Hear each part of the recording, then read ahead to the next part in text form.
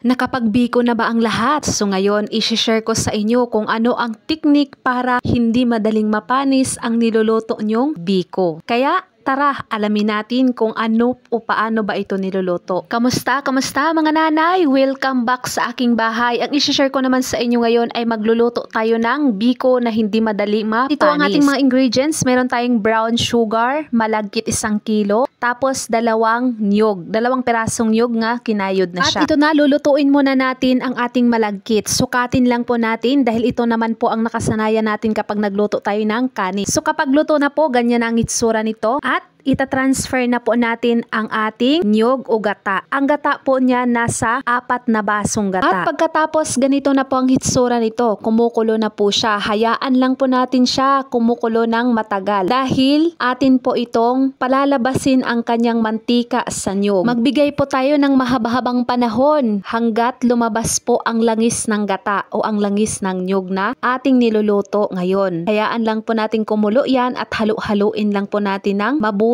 hanggang magiging na po siya, magiging buo-buo na po ang kanyang gata. So ganyan na po. At ganyan na po ang hitsura niyan. Makikita nyo naman yan kapag buo-buo na po ang gata. So ganyan na po ang hitsura kapag nabuo-buo na po siya at mag-start na po talaga siyang lumalabas ang kanyang langis nito. At sa pagkakataong yan, dapat hinaan na po ang apoy. Nasa medium heat po lamang dahil madali po talaga siyang matutong o madali siyang magbago ang kanyang kulay. Napakasarap po na biko ang ating gagawin ngayon, pero kailangan po natin ng mahaba-habang oras at panahon sa paggawa nito. Alam nyo bang ito ang tinuturo ng isa sa mga kaibigan ko? Sabi niya, tuturuan daw niya akong magluto ng biko na hindi madaling mapanis. Ilang araw ang makalipas, hindi pa po mapanis ang biko na ito. Kaya i-share ko rin sa inyo kung paano lulutuin ang biko na hindi mapanis kahit 1 linggo na siya. At dahil nga po undas ngayon at ito po ang gustong-gusto ng papa ko nung nabubuhay pa siya, kaya nagluluto ako ng biko. Kahit hindi nyo po itanong, alam nyo po ba na favorite talaga ng papa ko itong biko nung nabubuhay pa siya. So ito na nga, babalik na po tayo sa ating recipe sa araw na ito. So ayan, nagba-brown na po,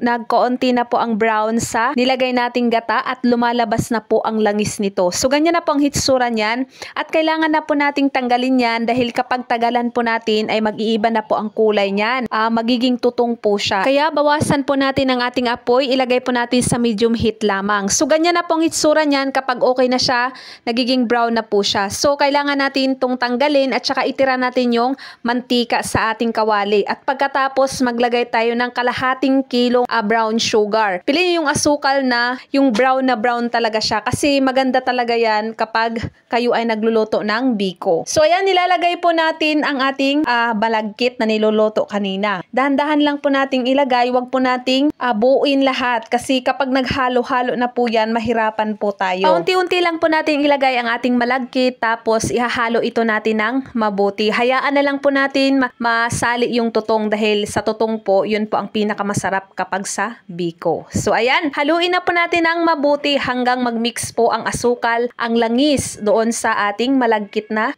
kanin na nilagay. Kaya nga, bago tayo makakain ng masarap, kailangan pagtiyagaan muna natin ito, paghirapan muna natin ito. May kasabihan nga, 'di ba? Kapag may tiyaga, may nilaga. So kapag may tiyaga, may biko tayong kakainin na masarap. Kaya yan, magtiyaga muna tayo na ihalo-halo po lahat yan. At kung bago ka pa po dito sa aking bahay at napadaan ka lang, bigyan mo ako ng isang pagmamahal dyan. I-follow mo na rin ako para magiging updated ka palagi sa ating mga video na ina-upload araw-araw. More power and God bless po sa inyong lahat. Huwag kalimutan i-share ang video na ito para maraming makakaalam kung paano magluluto ng biko na matagal mapanis kahit 1 linggo. Alam mo ba na nangangalay na po ang kamay ko dyan? Kakahalo po ng biko na yan. Kasi dapat talaga nakahalo talaga ng mabuti ang biko. Yung pansinin nyo yung parang naghalo kayo yung malagkit na ganyan na po ang hitsura niya. Maganda na po yan. Yun na po ang pinakalas nating gagawin. Para sa doon sa hindi pa nagluluto ng biko, magluto na po kayo ng biko at ganituhin nyo pagluto para hindi madaling mapanis. At maraming salamat po sa inyong panonood sa aking mga bagong video na ina-upload araw-araw.